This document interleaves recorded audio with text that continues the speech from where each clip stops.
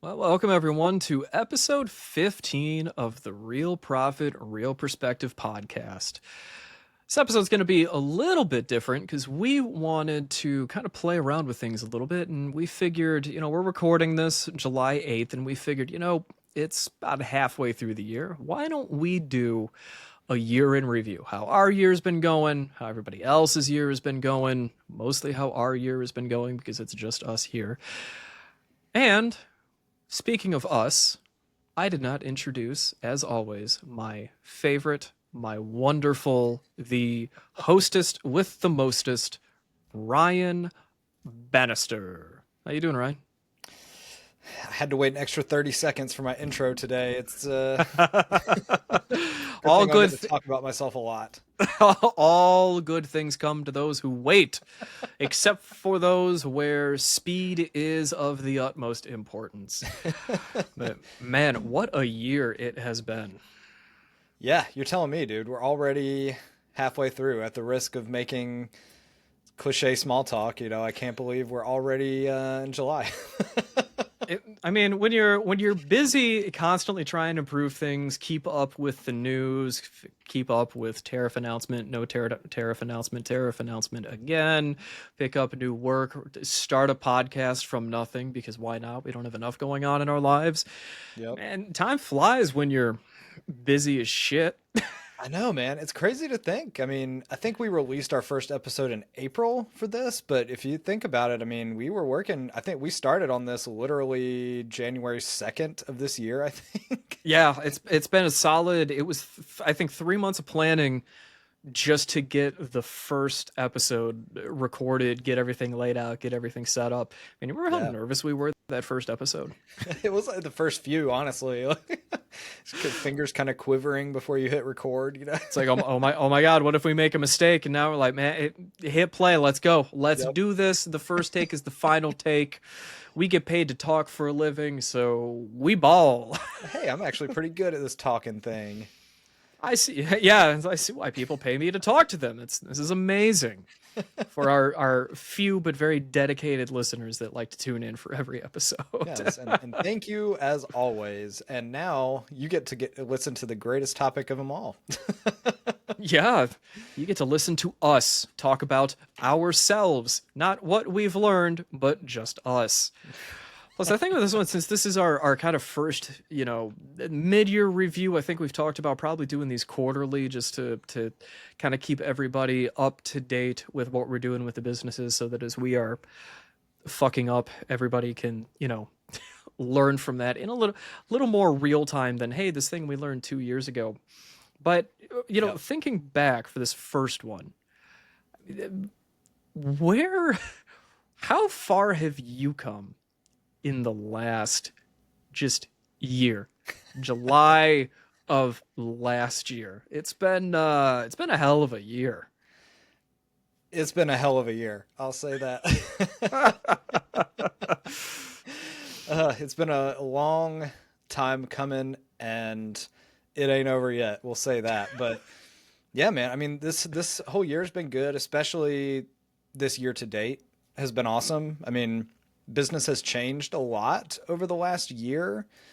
So we'll definitely get into more specifics on that, I think. But, just in general, I mean, this time last year, God, summer, I mean, had a few family things that I took last summer off for a couple weeks here and there. So, it was nice at that point to kind of know the flexibility that I have in owning my own business. And part of that came from still a growing business. And at that time, I didn't have many clients. Honestly, I don't remember the head count back then, but it's definitely not obviously where it is now. So, The you know, flexibility afforded from the fact that you didn't really have a whole lot going on. So when you went, I'll take some time off. What else am well, I yeah, gonna do? Don't have enough work right now, so fuck it. Let's go on vacation. yeah. So then, after kind of last summer, that's when I started hitting things really hard again and ended up, I think it was about October or November increasing my fees. And that has played a big part as well in growth this year, obviously. Like part of it, organic growth from new clients, and then part of it, I guess, also organic, if you call it that, from fee increases. So, uh, What made you bump up fees around that point, if you don't mind me asking? yeah, so that came from actually a book I was reading from another advisor.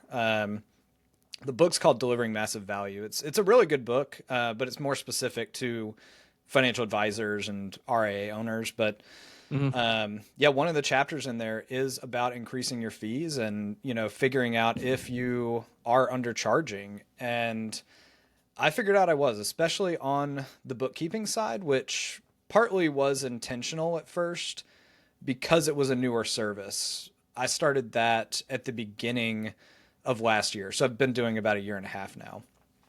And the first few clients were intentionally low because it's kind of a trial thing. It's like, hey, I mean, hey, let's, you're still getting paid to learn. yeah, yeah, testing it out and, just see what happens. It turns out it was a huge value add to clients. And from there, we've just continued to build that part of the business. And yeah, that came with fee increases, both on the planning side and on the bookkeeping. So with that, that drove some revenue increases so far this year, as well as some new clients. So current state, I'm at 15 client households, and that's combo of all services. Like there's overlap between all three. I honestly, I don't know the split between who's only this, who's only that, and then who overlaps. But um, the biggest win that when I was, kind of closing out June internal books for myself, I came across and realized like, hey, halfway through this year, I've made more money already than I did entirety of last year. Man, isn't that a So great feeling? it's an awesome feeling. Yeah. So been And we're looking at that. So yeah, this year to date, I am at right around 35,000 of revenue. All of last year, I did about 38. So pretty solid numbers there. If I do nothing else, I'll make about 70K this year gross. Profit margin right now is about 52%, and that comes from big expenses in there, of like, what episode was it where I talked about the sales course that I signed up for? I forget which one. I think it's popped up in a couple. I think you've plugged that Probably. sales course like multiple times.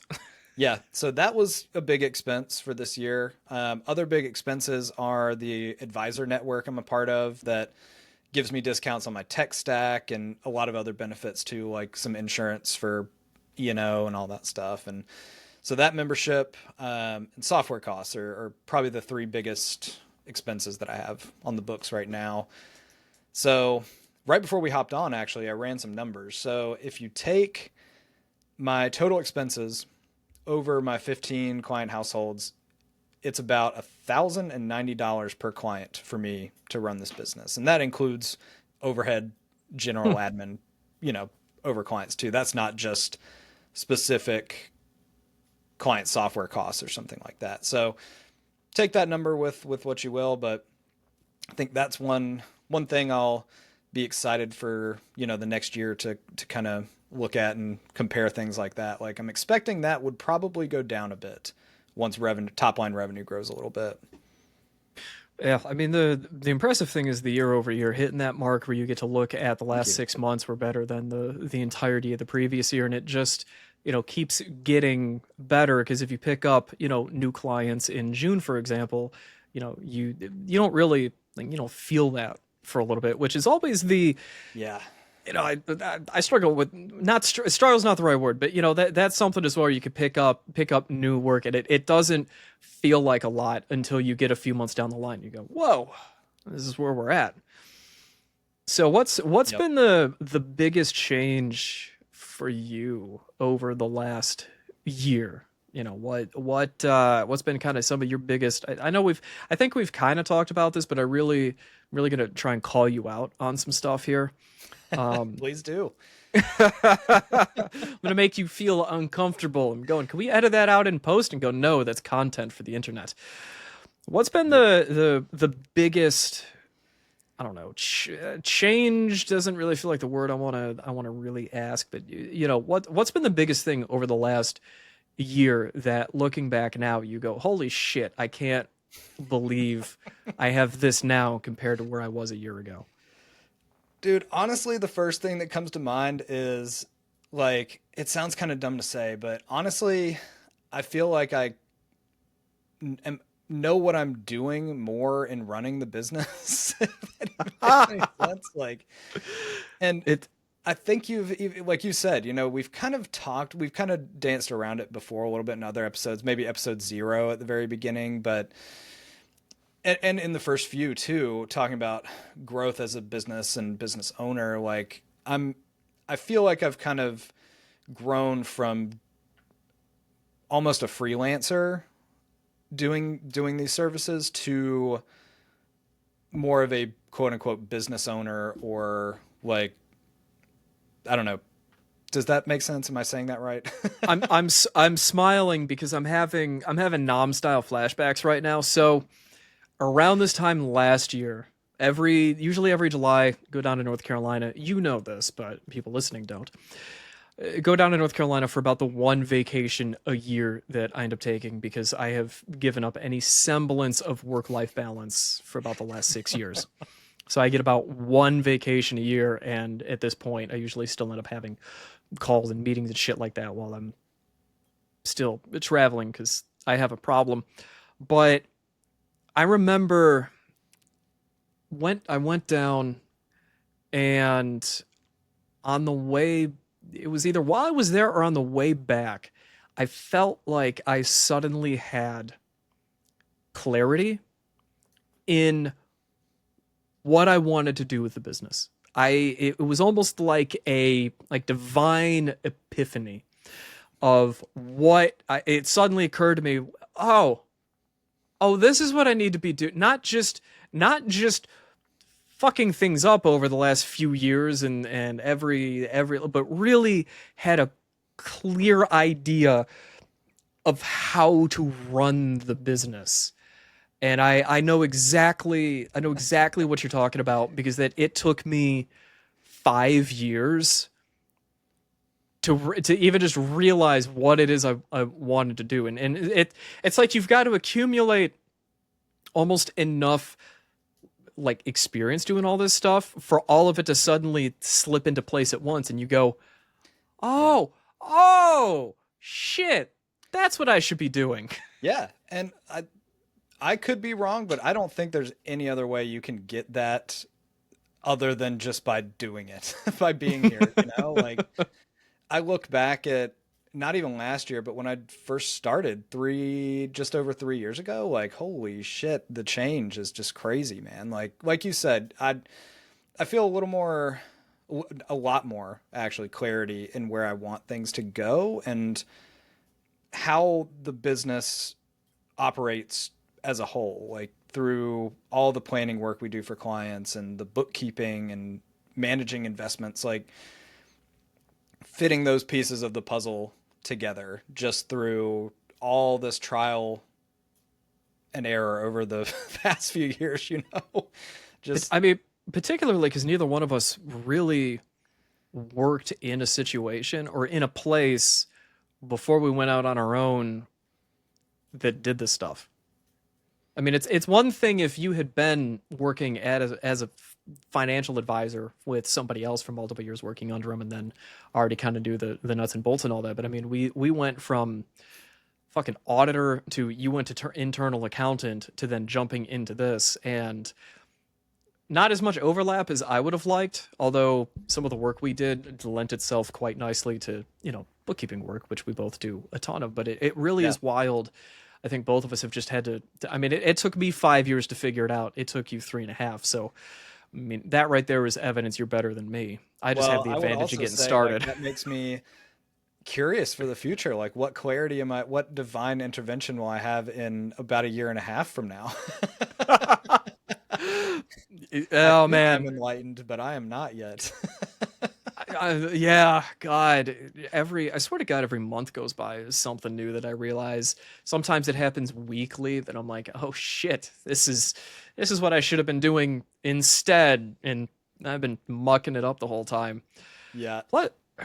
It's been it's a it, you it, what is it? There's known knowns, unknown knowns, known unknowns, and unknown unknowns, something like that. And We'll it's go with the that. yeah, and it's like the unknown knowns almost, where you suddenly you get that little bit of inspiration, and it just suddenly everything gets easier. I'd imagine for you, you also probably got to really see a lot of that once you had picked up somebody to help you with work and started Yeah. really. If I had to hazard a guess here, if you're anything like me, which I know you are, you're better than me, it was probably after having them work for a bit, and the idea of process and how the machine of the business probably started to fit in. You suddenly went, oh, I get it. It's such a good point, man. It definitely is around that time, which would have been about October, November of last year or so. Conveniently, right around the time I raised my fees. I But wonder why. yeah, right? Like I don't think it's not a coincidence. That's for sure. But like even just pulling myself out of the work of the business for 10 hours a week, if like whatever whatever it was that I was spending on that work, it's a crazy difference, and it really does let you think about things in a different way. I think we've talked about it a lot, but you've really got to experience it, making that transition from individual contributor to manager or owner is fucking hell, is it difficult. Because you still got to do all the Oh work. Now yeah. you got to train somebody else on how to do it and all that, and it's just rough. But I mean, Yeah, and you're we're you're not even you're there all the definitely way there yet. your next step will be when you have a full time person, and suddenly you get to worry about monthly payroll and all that fun stuff. But I mean, you're doing Yeah. something right considering this year is already looking up. You're gonna more than double your revenue this year compared to last year. Yeah, well thanks man. I appreciate that. And just full transparency, like ambitious goals for the next year. I want to add 120K revenue top line over the next year. And that would shake out to about another 15 clients or so. Like I think that's about a 7,500 average revenue. So we've got work setting ambitious goals, and that's minimum. I'd like to do more than that if I can, because I, Obviously, the sky's the limit. yeah, exactly. And like you were kind of just getting into, my goal is to bring on full-time advisors and bookkeeping staff at some point. So that's sort of what I'll feel out over the next year, kind of lay those plans to place, I guess. So So what's your plan? Because I know we're planning on in about 3 months having another quarterly review. So yeah. what's kind of your plan then over the next 3 months, or your goals, the things you want to kind of do just in the short term? What's kind of going on there? Yeah, man. So actually, funny you ask, because I was just looking at this like this week and last week, sort of business planning for myself, and I've got a few different areas to focus on, so, or a couple, I guess. So one being lead generation and building the business, right? Like just overall business development. And over the next few months, consistently, I want to spend about half my time on that, and the other half will be on client work. So within lead gen, what I want to do is start posting at least two short form videos weekly. So, like to TikTok and Instagram and all that. So, building up my presence on there, because that's the niche that I'm working in, right? Like, you could should yourself to death. I should have been doing this already. So, what better time to do it than now? So, The old saying, best time to plant a tree was 10 years ago. Second best time is today. exactly. So, that's one branch of it. One other part is focusing on the website and content and then posting there, because up to this point, that's been my biggest development tool. So most of my leads have come in through the website, like from Google searches of financial advice for content creators or some iteration of that. So posting more SEO content around that, and networking is the other sort of branch of that with other professionals in the industry and, CPAs, attorneys, things like that. So that's sort of the overall plan. I'm probably forgetting some stuff in there, but that's the things that come to mind on that for the next few months. And then on the operations side, building the business there, doing work for clients, and always focusing on adding value to clients. Oh, I can tell you do sales. Got to hit it at the end. And we always deliver value to clients. Yep. Hey, dude, that's what I'm leading with all of this. Like, if any clients are listening, or, just other business owners, like, it sounds so salesy, but it is a focus for me. It's like, when we're growing and adding new clients on, that will not decrease the service level that we're giving to current clients. That is a very foundational thing for me.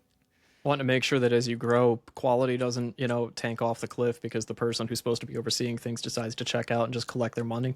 Yeah, dude. And actually, like, the opposite, I want quality to get better as we're growing. I mean, it should be. If particularly you pick up people, qualified people, it's like, hey, the worst you're going to be allowed to be is your first day. You're only going to get better, or you're going to get gone. Exactly. And it really does, to me, mean a lot, from especially the first few clients who trusted me. And, I want to especially make it worthwhile for everyone that came on so early to help me, grow this thing. So for those early ones where you go, I can't believe you said yes, but I am deeply, deeply appreciate that you said yes when I don't know why you did, but here we are. We know what's going on. Everything's great. Hell yeah, man. No, that's pretty cool. So the short form content you gonna do in addition to the shorts that we have been posting and all of that, kind of doing your own thing in addition to what we're doing with the podcast? Exactly. Yeah. So it was probably 3 or 4 weeks ago now, I started working with a social media coach who's helping me sort of iterate on, like, different styles to do, and, like, find out what's working, essentially, like, test different topics and see what resonates. So interesting. I wonder if I need to get the contact information of that social media coach. Oh, I'll keep you posted for sure, man. It's gone awesome so far. And, that's for the stuff I've learned from that so far, I've definitely tried to bring over to what we're doing too. And that's also, I told you I was skipping stuff in that section because this entire podcast is an arm of my lead gen strategy for this year. What? You have ulterior motives for starting a podcast? I cannot believe you would do something so disingenuous. Although that still reminds me, we were looking at the speaker list for the AICPA Engage conference next year, and I swear to God, everybody that I clicked on that was speaking has their own fucking podcast. So apparently, I guess we're just at the part in our careers where we're supposed to have a podcast. It doesn't matter if anybody takes at this point. Yeah. It's like, oh, I got a podcast. Actually, I have 2 podcasts. You have 2. I have. I'm gonna go. Can you imagine not? Oh my God! Can you believe they don't have a podcast? Does no one want to listen to you? What? Damn. That'd be one of those content like, fuck you too. Then, like, what the fuck? I'm sorry, you're too busy running multiple podcasts to actually, do client work, but that's okay. I see how you made the pivot out of dealing with the clients to just talking for a living, you politician. I used to just talk to clients for a living. Now I just talk into the void. I used to talk to clients. Now I just talk to myself and record it. And then I try to convince everybody that it's worth listening to. Yeah, exactly. Our spin-off podcast, 2 CPAs scream at the void for 45 minutes nonstop. It was wild though how many podcasts there were on there. It was like, this is I don't know. Is there such thing as a podcast bubble? Are I'm we sure there is. I'm is sure. it one of those where because we've now made the decision to start one and do all this means that the bubble is actually happening? You know, just like when you're starting to get stock picking advice from your taxi cab driver or from Yep. the stripper and you're like, "Oh god, it's a bubble. It's Sell happening. everything." It's happening. The money's going to be disappearing. It's over. These two random assholes have started a podcast. It's the bubble is here. The market cannot handle anymore. The great podcast crash of 2025. Don't, dude. With everything that's been going on this year, don't even joke about that. Seriously. Considering that as we're recording this, it was either today or yesterday that I think more was it the reciprocal tariffs or tariffs on I think Japan and South Korea got announced. Yeah. Yeah, And I then saw there something about that. And then it was also the announcement, I believe, that there was a potential ceasefire between Israel and Hamas over there with a 60-day thing. And so the markets are like, do we go up because of the ceasefire? Do we go down because we've announced? But we don't flat. We're gonna trade I don't even flat. know anymore. The markets, everything's priced in until nothing's priced in. All I know is that if I go on Wall Street bets, I'll get to see a ton of people that lost a shitload of money on 0-day expiration options, and it's great. It's where I always go when I need a little boost of energy. At least I didn't just burn Little hit $150,000. of dopamine, you know. It's always better to watch other people lose money than lose it Yeah. yourself. Well, that's me, man. What about you? So, Oh, where are things at for you nowadays? what a what a fucking year. I was thinking you probably have about the same sentiment as me. Like, what a hell of a year. Fucking hell. It's been Christ, it's been insane. Even just over the last year. So last April, and by last April, I mean April 2024, I had basically made the decision. I realized I needed a little bit more help. So I had picked up two part-timers to help me. One of those is my younger brother, and the other one is his friend, who have managed to keep their jobs. They're doing great. So shout out to them for remaining gainfully employed for a year and a half. Ooh. And yeah, hey man, it's not always a You're doing guarantee, it. but particularly with family. The amount of times I did threaten to fire my mother. I love her so much. It was we'll dedicate an episode to the management challenges of hiring your mother and all that good stuff. Yeah. But she's amazing. So April, I brought them on, and that was when I got kicked in the face in the beginning of realizing I had no actual internal process structure. I had played around with a couple different systems. Our tax side has their own system they use that apparently works for them. Probably user error on my part, but I tried to use it and it was not good for the work that I do. So I had to go figure out, how do I pick a project management system? How do I build a project management system? What are the features I want?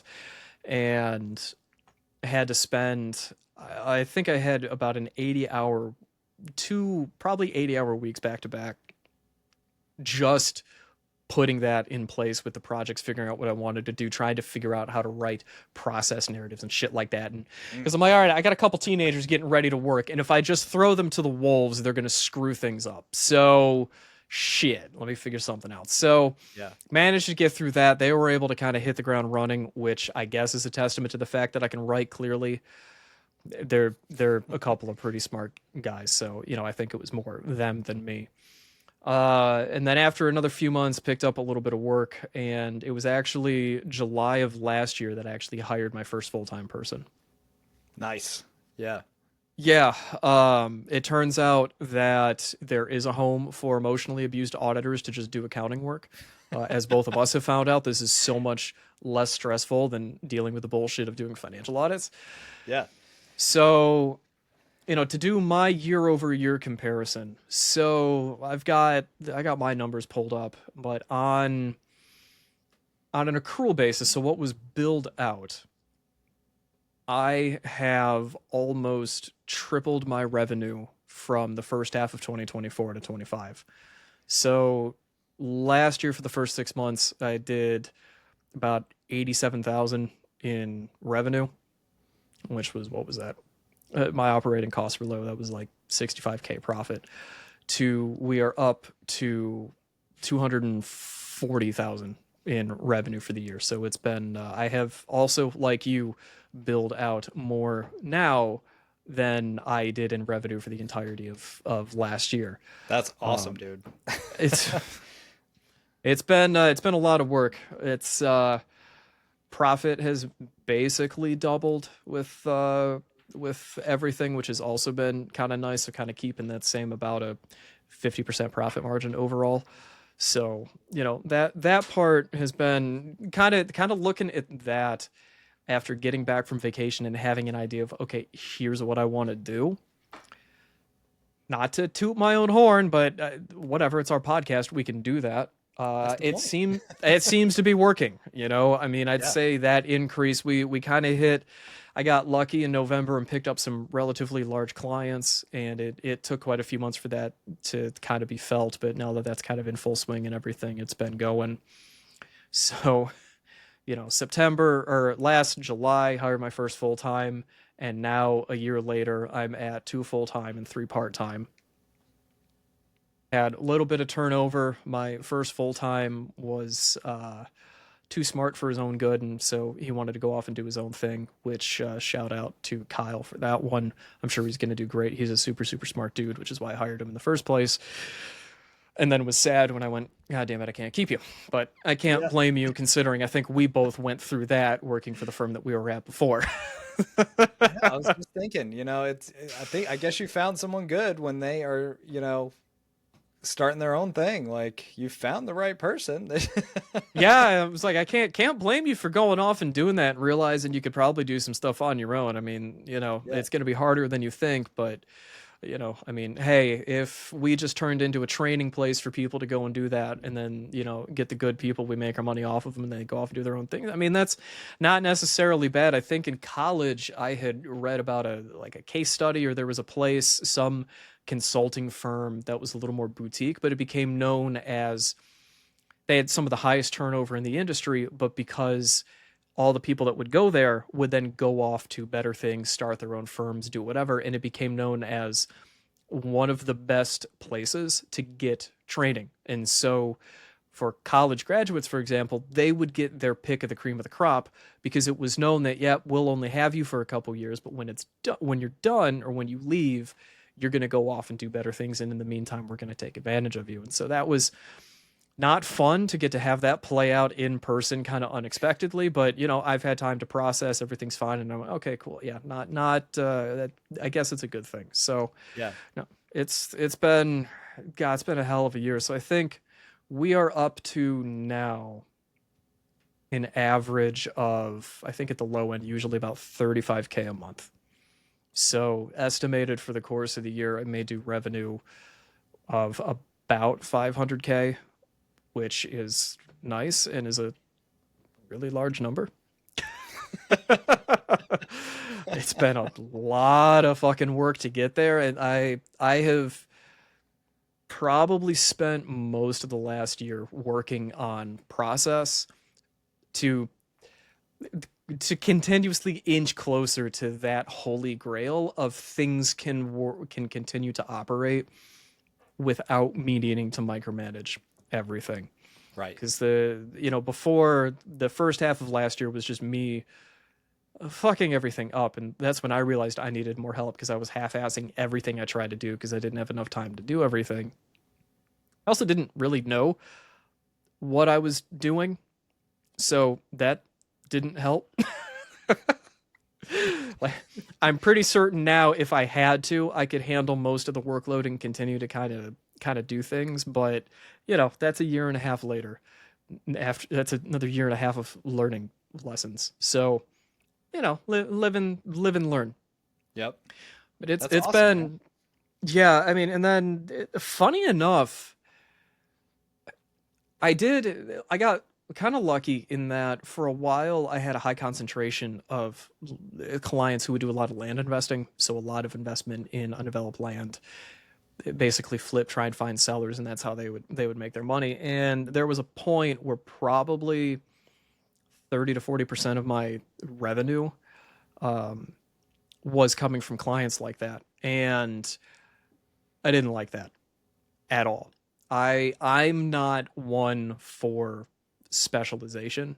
So kudos to you for kind of the more the specialization you have worked in. Say I'm the Most exact opposite. you were like, I'm gonna pick one group and I'm gonna be the guy.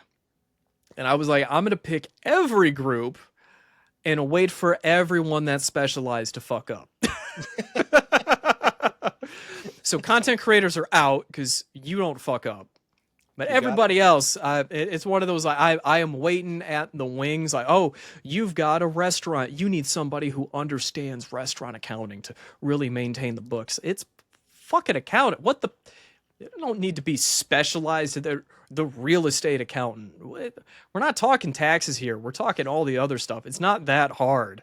I mean, or well, I've seen the books put together by other people. Apparently, it is that hard, but they keep me with the new work.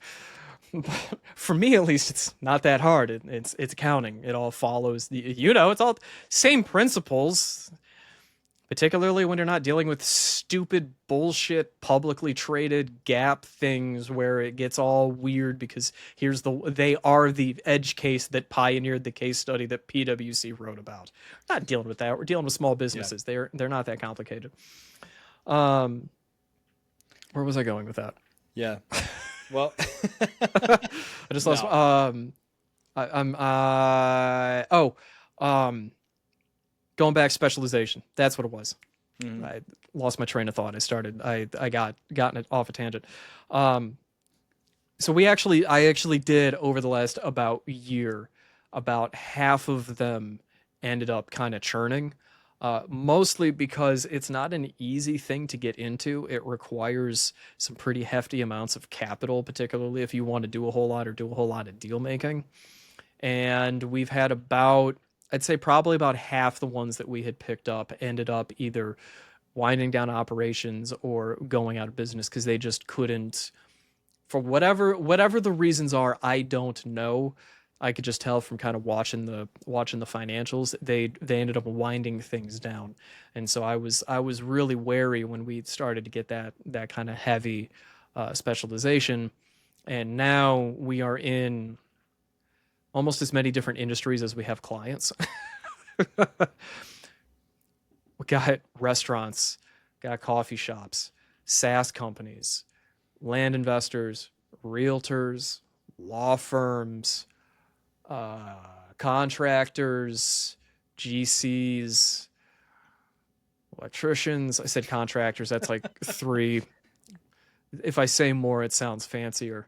Who else? Marketing companies, professional services, more freelancers. I mean, just it's one of those where, kind of, bring me, you're tired, you're hungry, you're able to afford fees, and we'll give them shelter and explain what's going on with the business, and and basically take all your problems away so that you can work on your business instead of having to do your own accounting and stuff like that. And so Yeah. that diversification of client base, particularly as the numbers get bigger, and with all the kind of shenanigans that's been going on in tariffs and war and blah blah blah and everything, it's one of those where it hasn't really like impacted really what I've had going on, mostly because we may have some of our clients that would be impacted by the increase in cost with the tariffs, but a bunch of the other clients don't. Or changes to international travel will impact a few clients, but not others. Or downturns here may affect one. So it's one Right. of those where, when they say have a diversified portfolio, turns out that also does apply to client base if you don't want to be kind of subject to those things. So that's been kind of nice, is not having to worry about that as much as somebody else who's got one entire industry of a few hundred clients, and any trends and things are gonna hit them. So Yeah, that's such that's an interesting point, you know? So with that in mind, and you know, saying as the numbers grow, like where are you thinking this next quarter until our next review will take you? yeah, that's an excellent question. Um, I've got a few kind of goals. I think one of the biggest ones is, and we had talked about this earlier, is as part of what's been a pretty decent revenue driver over this year, because I wasn't doing really any of it last year until kind of the tail end, is more advisory services. And, Yeah. following the fundamentals we've talked about is good, obviously, because we've got clients that we're helping. But I'll admit I have a weakness currently in the resources available to me for industry comparisons, to be able to dive deeper into how do your various financial metrics compare to your industry as a whole. Where are we doing well? Where are we doing poorly? Things like that. Because I'll admit it's been one of those where I hated finance in college, and I've spent the last 6 months heavily learning finance. As soon as it got away from just doing books and then trying to advise and being proactive about stuff and paying attention to my own numbers, that's I'll admit I've got a bit of a weakness in some of the metrics that are available to be able to give clients more guidance on, here is where you stack up compared to how everyone, the industry average, the industry mean, where do you stack up, and then where do we have the ability, because you're small and not as held to those trends, that we can make some changes there. What's the competitive advantage you've got that the others don't? It'd be like comparing our operations to metrics for firms as a whole, the median in what we do, and we could look at some of those metrics and go, well, we don't have to, worry as much because we don't have massive infrastructure that we have support, so we don't have to, we can play around with things a little more. Right. So it's that's probably number one of one of the things I kind of work on the next few months. My biggest thing is I try to, if I can consistently, I like to try and pick up about an additional 1 to 2 thousand a month in recurring revenue, if I can. Lead gen is still, I think, for both of us, we've talked about this a lot. I'm still kind of heavily dependent on a lot of referral sources. Hmm. Also, shout out to Ivan, who is behind me, whose picture is also up on the wall behind me. Making a dual Yes. appearance. Yes, you're a good boy. I love you. You just threw up on the windowsill. Oh, joys of cats. So luckily that's out of frame. I don't think the camera was able to or the microphone, I don't think, caught up on that. So I that's didn't good. hear it. That's good. I did. Uh, but lead gen is something I'm still very kind of dependent on, a lot of referrals, and which isn't necessarily a bad thing, but it's kind of better working on the online marketing, kind of the clear branding vision and stuff like that. Which I've got some stuff I've been working on, and I'll be looking forward to when I'm able to kind of announce things in more detail. But as things are set right now, there's nothing kind of finalized in stone. But Hmm. I think my two big ones are, trying to get more analytics so that we can have some helpful comparisons when we're looking at things, because it is fucking difficult trying to forecast with very few data points. Yeah, have And you found anywhere so far where you can find that information, or how are you going about that? I've got to do some homework again. I know there are kind of the valuation organizations out there. Is one thing I'm hoping to, over the next kind of 6 months to a year. I've got a couple additional certs I want to go and get. And one Nice. thing I'm interested in pursuing is business valuations, less from a compliance point. So if you have, for example, employee stock option plans, where you have to, what is it, the 409A, if I'm remembering correctly, and you have to get a valuation every year for IRS purposes, blah, blah, blah, stuff like that. I'm less interested in learning valuations for that purpose and more getting an understanding of the valuation of a business for in a the kind of I guess an advisory capacity. Like how does getting a better understanding of how you would value a business allow me to better understand and advise clients in the decisions they should be making? All right, when you hear, so and so startup is planning on going public and they have a valuation of $2 billion. Well, how the fuck did they come up with that number?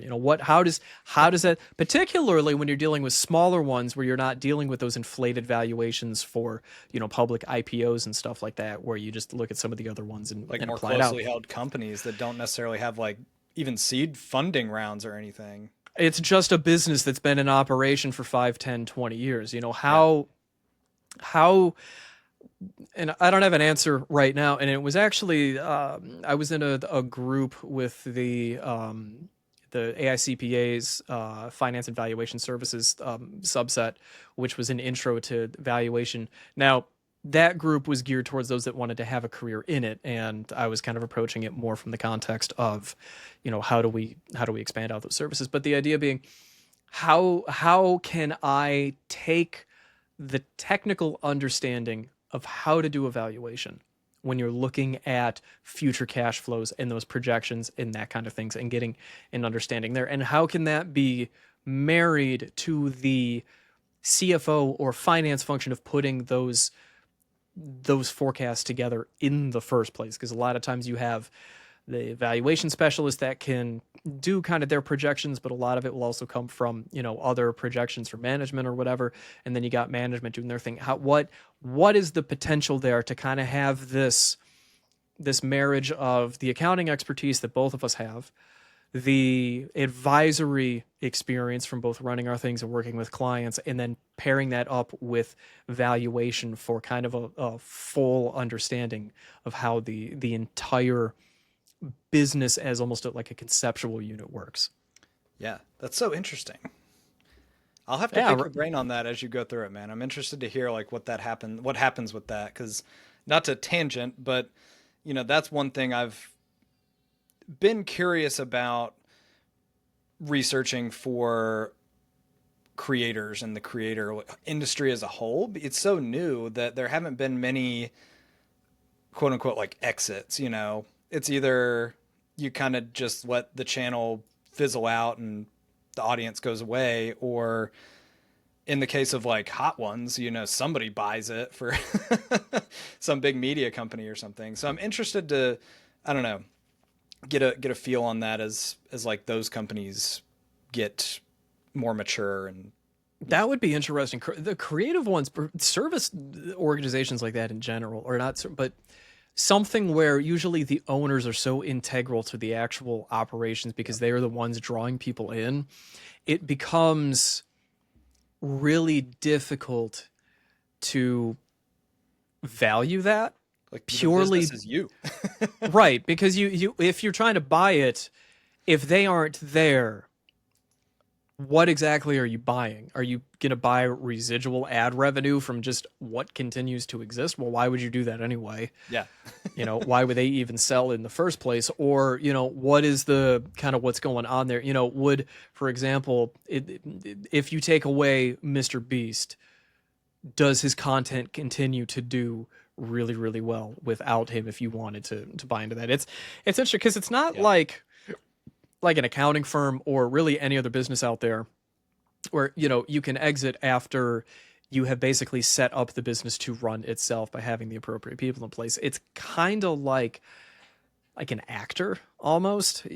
Well, how do you value the actor for what they're worth? I'm sure there's stuff out there in guidance and people do that. It'd be interesting to read, but it's so subjective. The hardest part of this is moving away from accounting, which is so literally by the numbers. Supporting documentation for everything ties out. We have support for whatever. If you're generating a profit and loss, here's how everything ties out and what we've done, to something so much more subjective in how you put it together, where it's more the story that you think best suits the particular entity. And that's, I don't know, it's an interesting one because it gets so, it's so judgmental, where it's a little weird. Like there's a little bit of uncomfortable factor, for me for getting into something like that. But it's just it's interesting because there's more room for interpretation based on your experience and what you want to do. And that's, I think the valuations really, because they fit in nicely with a lot of the other work that we do, Oh yeah. is kind of the next big, as we've got more of the revenue stuff and trying to better, I mean, still better figure out how to do the financial projections and stuff like that. That's kind of the next one. I've been talking about doing that for about 2 years, but that was mostly because I had a marketing problem, so I wasn't getting the leads that I wanted. So I figured new Right. revenue sources were obviously the solution, which it wasn't. Well, yeah, man. I mean, it sounds to me like kind of like what I was saying is as the business grows, growing the quality of advice that you're giving. It sounds like that's exactly what you're doing, and so like you've met baseline needs for clients and way exceeded that.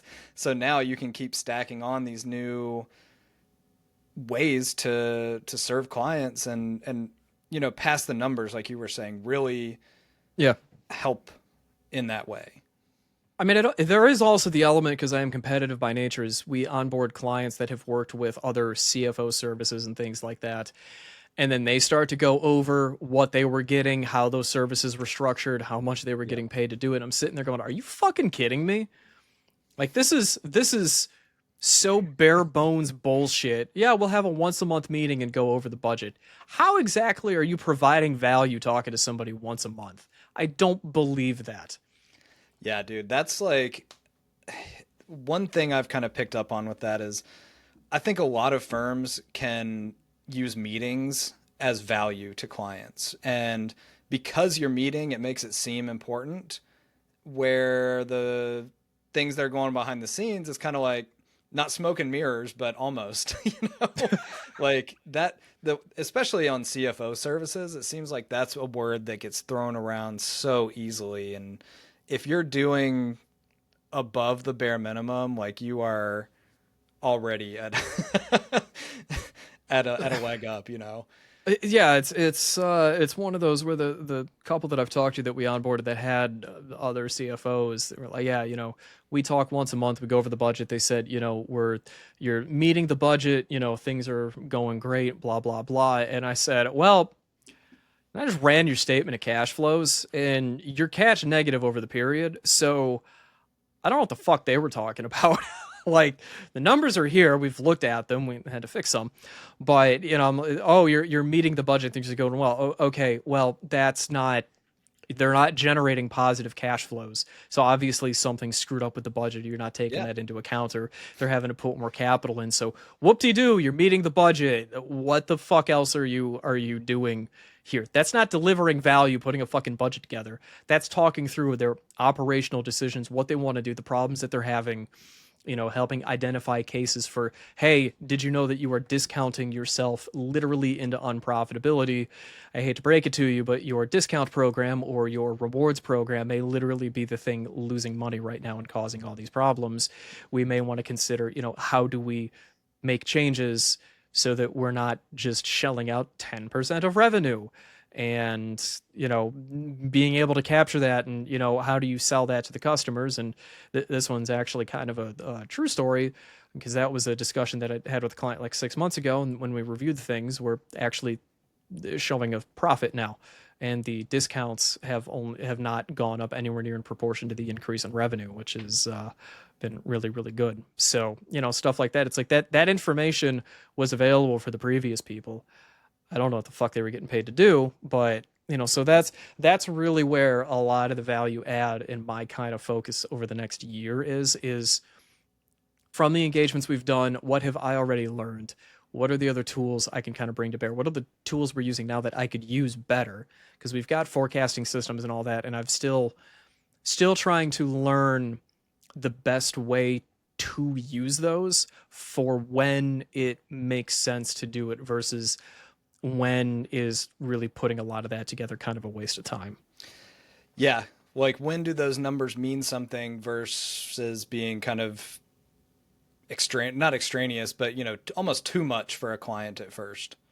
My favorite when you put together a projection, like a financial projection.